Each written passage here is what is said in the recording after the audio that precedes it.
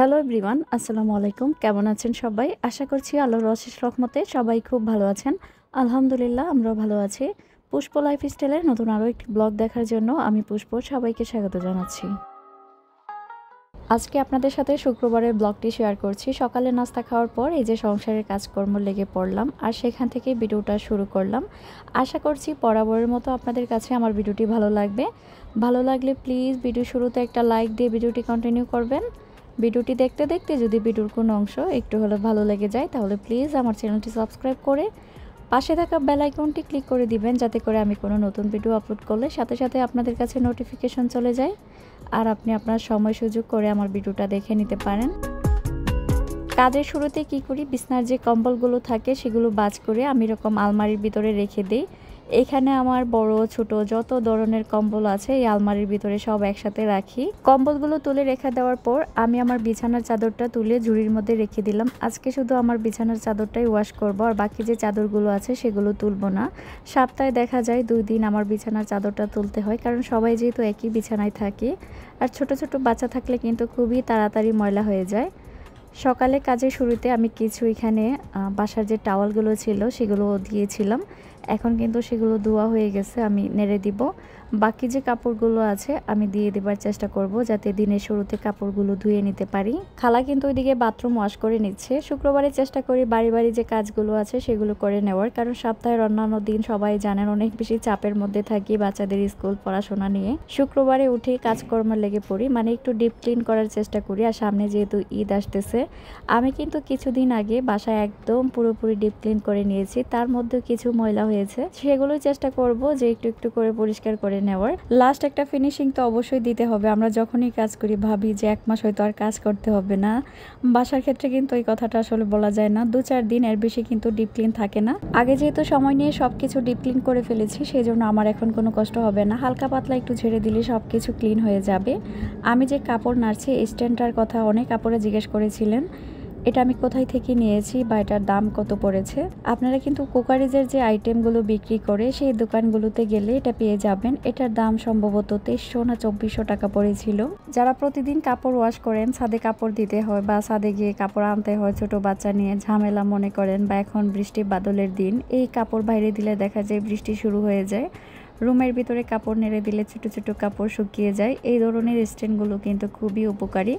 আমি আগে ছাদে কাপড় দিতাম, এখন আর ছাদে দেই না। সব সময় কাপড় ধোয়ার পর এই স্ট্যান্ডের মধ্যে নেড়ে দিই। আর আমি যেহেতু ওয়াশিং মেশিনে কাপড় ওয়াশ করি, 80% শুকিয়ে দেয়, সেই জন্য আর ছাদেও নিয়ে যায় না, এই স্ট্যান্ডের মধ্যে নেড়ে দিই। শুকিয়ে গেলে আবার এখান থেকে নিয়ে ভাঁজ করে ফেলি। এখন আমি আমার বিছানার চাদরটা বিছিয়ে নিচ্ছি। হোক পুরান চাদর, কিন্তু বিছানার চাদরটা যদি পরিষ্কার পরিচ্ছন্ন থাকে, সেই বিছানার চাদরে দেখবেন শুলে অনেক বেশি আরাম লাগে। সপ্তাহে না হলেও 2 বার আমার বিছানার চাদরটা চেঞ্জ করতে হয় বাচ্চাদের জন্য। অন্য যে বিছানাগুলো আছে সেগুলোর মধ্যে আমার বাচ্চারা থাকে না, তারপর আমি চেষ্টা করি সপ্তাহ 10 দিন পর পর বিছানার চাদরগুলো ওয়াশ করে দেওয়ার, কারণ ধুলাবালু তো ঠিকই পড়ে। সংসারের কাজকর্ম, বাচ্চাদের খেয়াল রাখা, ইউটিউবে কাজ করা, সবকিছু মিলিয়ে মাঝে মধ্যে খুবই ক্লান্ত লাগে। ইউটিউবে এই জায়গায় পৌঁছতে আমার অনেক বেশি কষ্ট হয়েছে, অনেক পরিশ্রম করেছি এর নিচে। টাইমলি যদি ভিডিও ছাড়তে না পারি তখন নিজের কাছে অনেক বেশি খারাপ লাগে। আবার আপুরা যখন ভিডিও দেয় সময়ের অভাবে দেখা যায় ভিডিওগুলো দেখতে পারি না, তখন আরো বেশি খারাপ লাগে। এই ব্যস্তময় জীবনের মধ্যে যতটুকু সময় পাই চেষ্টা করি আপনাদের ভিডিওগুলো বসে দেখার। আমি যার ভিডিও দেখি সম্পূর্ণ ভিডিও দেখার চেষ্টা করি, আর বড় করে একটা কমেন্ট করার চেষ্টা করি। আমার কাছে ছোট্ট একটা কমেন্ট করলে ভালো লাগে না, সেজন্য হয়তো কারো ভিডিওতে অনেক সময় কমেন্ট করতে পারি না। আমার কাছে মনে হয় ভিডিওটা দেখে তার পরিপূর্ণ একটা কমেন্ট করতে পারলে বেশি ভালো লাগে।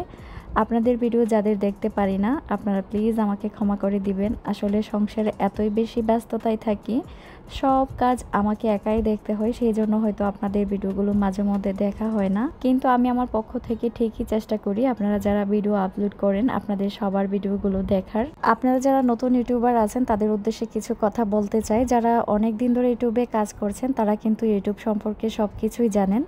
আপনারা হয়তো নতুন, আপনারা কিছু জিনিস জানেন না, আপনাদের উদ্দেশ্যে বলছি, নিজের অভিজ্ঞতা থেকেই বলছি। আপনারা অনেক সময় এসে কমেন্ট করেন যে আপনাকে সাবস্ক্রাইব করে গেছি, আপনি সাপোর্ট করবেন, আপনি এই ধরনের কমেন্ট করবেন না। আপনি যদি সামনের দিকে এগিয়ে যেতে চান, আপনিও যদি মনে করেন আমার 10,000, 5,000, 15,000, 20,000, 1 লক্ষ সাবস্ক্রাইবার হবে, আমার ভিডিওতে অনেক অনেক ভিউ আসবে, আপনি খোলা মনে একজন ইউটিউবারকে কমেন্ট করবেন, সুন্দর করে তার ভিডিওটা দেখবেন, দেখার পর বিস্তারিত একটা কমেন্ট করবেন।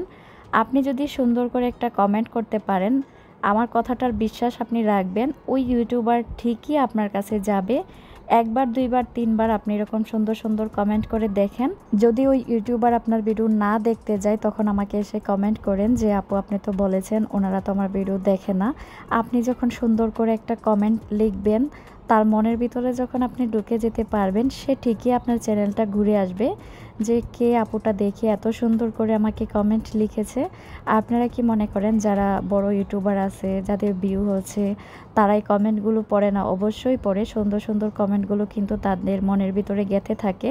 তাই আপনাদের উদ্দেশ্যে বলছি, এসে আমি সাপোর্ট করেছি, আপনি আমাকে সাবস্ক্রাইব করবেন, এই ধরনের কমেন্ট করলে আপনি হয়তো বা ক্ষণিকের জন্য সাবস্ক্রাইবার পাবেন, কিন্তু ওই সাবস্ক্রাইবারগুলো আপনাদের মানে দীর্ঘস্থায়ী হবে না, আপনার ভিডিওগুলো দেখবে না।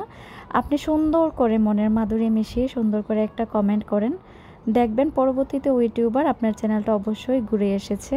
যারা ভাবছেন যে ইউটিউবে ব্লগ করব, আমিও একটা ব্লগ চ্যানেল খুলব, আপনাদের উদ্দেশ্যে বলছি যে ইউটিউবে কাজ করতে আসলে অবশ্যই জেনে শুনে কাজ করতে আসবেন। আগে জানবেন ইউটিউবে কিভাবে তাড়াতাড়ি সাকসেস হওয়া যায়, তারপর একটা চ্যানেল খুলবেন। মন মতো একটা চ্যানেল খুললেই হবে না, ইউটিউব সম্পর্কে জানলে আপনি খুব তাড়াতাড়ি সাকসেস হতে পারবেন। আর সাকসেস হতে হলে অবশ্যই একটা কোয়ালিটিফুল মোবাইল লাগবে। ভালো একটা মোবাইল হলে, ভালো একটা ক্যামেরা হলে আপনি খুব অল্প দিনে আপনার গন্তব্যে পৌঁছতে পারবেন, এটা আমি মনে করি। আর ভালো কোয়ালিটিফুল কন্টেন্ট যদি আপনি তৈরি করতে পারেন, তাহলে তো খুব তাড়াতাড়ি আপনার ভিডিওগুলো ভাইরাল হবে। গত ভিডিওতে কয়েকটা কমেন্ট এসেছিল আমার ডাইনিং টেবিল নিয়ে। অনেক আপুরে জানতে চেয়েছিলেন এটার দাম কত, আমি এটা কোথায় থেকে নিয়েছি। এটার দাম হচ্ছে আপু 70,000 টাকা, আর এটার সাথে ডেলিভারি চার্জ আছে। আর এটা আমি নিয়েছি মিরপুর আগারগা থেকে।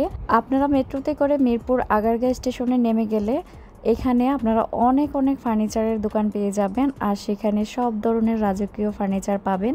আজকে ডাইনিং টেবিলের কাপড়টা তুলে সুন্দর করে পরিষ্কার করে দিয়েছি। উপরের কাজটা তুলে যদি আমি ভিতরের যে ফুলগুলো আছে বা কাজগুলো আছে সেগুলো পরিষ্কার করে দিতে পারলে বেশি ভালো হতো, কিন্তু আমার পক্ষে একা কাজটা তুলে তারপর সেটা পরিষ্কার করা সম্ভব না। ভিতরে দেখলাম অনেক ধুলাবালু জমে গেছে, হয়তো দুই একজন মিলে কাজটা তুলে তারপর পরিষ্কার করতে হবে। এখন আমি এখানে ফুলের যে স্ট্যান্ডগুলো আছে সেগুলো একটু পরিষ্কার করে দিচ্ছি। টাইম অনুযায়ী আজকে আমার ভিডিওটা আপলোড দেওয়ার কথা, কিন্তু শরীরটা কেমন জানে লাগতেছে, ভয়েস দিতে গিয়েও খুব কষ্ট হচ্ছে, তারপরেও খুব কষ্ট করে ভয়েস দিচ্ছি। জানি না ভিডিওটা আপনাদের কাছে কেমন লাগবে, তাও অনুরোধ করছি প্লিজ একটা লাইক দিতে ভুলবেন না। ঘরের সমস্ত কাজ শেষ করে ফেলেছি, এখন আমি চলে এসেছি রান্নাঘরে। রান্নাঘরে এসে কাজের ফিনিশিং দিব। ঘরের কাজের পাশাপাশি রান্নাও চালিয়ে রেখেছিলাম, আমার কিন্তু রান্না অলমোস্ট হয়ে এসেছে। এখন থালা বাসনগুলো জায়গা মতো রেখে দিয়েছি। যেখানের জিনিস সেখানে না রাখতে পারলে আমার কাছে মনে হয় কাজের পরিপূর্ণতা আসে না। যেমন রান্নাঘরে থালা বাসন ধোয়া ছিল, সেগুলো যদি আমি নির্দিষ্ট জায়গায় না রাখি, রুম মোছার আগে যদি পুরো বাসা গুছিয়ে দিতে না পারি, তখন আমার কাছে সব কিছু এলোমেলো লাগে। তখন মনে হয় কোনো কিছুই গুছাইনি, এটা আমার একটা স্বভাব। কিছু ডিম ভিজিয়ে রেখেছিলাম, সেগুলো আমি ধুয়ে একটা হাঁড়ির মধ্যে রেখে দিয়েছি। পানিটা জ্বললে আবার ফ্রিজে বা আমি ডিমের স্ট্যান্ডে রেখে দিব। বাজার থেকে ডিম আনার পর চেষ্টা করি ধুয়ে তারপর রাখার জন্য, কারণ ডিমের গায়ে অনেক ময়লা থাকে।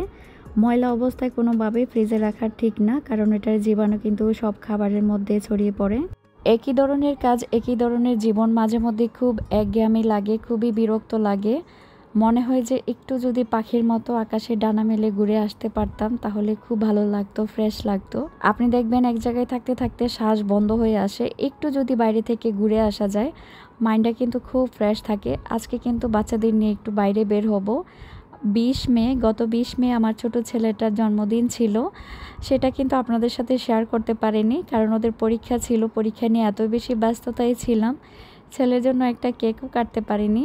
বলে রেখেছিলাম যে শুক্রবার তোমাদের নিয়ে বাইরে বের হব, তোমাদের বাইরে নিয়ে খাবার খাইয়ে আসব, আর একটু হাঁটাহাঁটি করব, তাহলে ভালো লাগবে। আজকে আমার ছোট্ট ছেলের পছন্দের খাবার রান্না করেছি। সে আবার পোলাও রোস্ট পছন্দ করে, আর মেজো ছেলে পছন্দ করে বিরিয়ানি, আর বড় ছেলে পছন্দ করে একটা আরবি রান্না, চিকেন মাছবুস। 3 জনের 3 পছন্দ।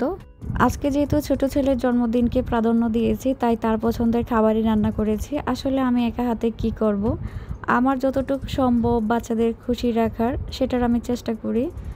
বাচ্চার বাবা না থাকলে কিন্তু বাচ্চারা অনেক কিছু থেকে বঞ্চিত হয়। একটা সময় হয়তো বা কাছে পায়, কিন্তু দূরে গেলে কিন্তু দেখা যায় ঘোরাঘুরি, মন পছন্দ এক জায়গায় যাইতে চাইলো, সেটা কিন্তু আসলে হয়ে ওঠে না। একা হাতে আমি কয়দিকে সামলাবো।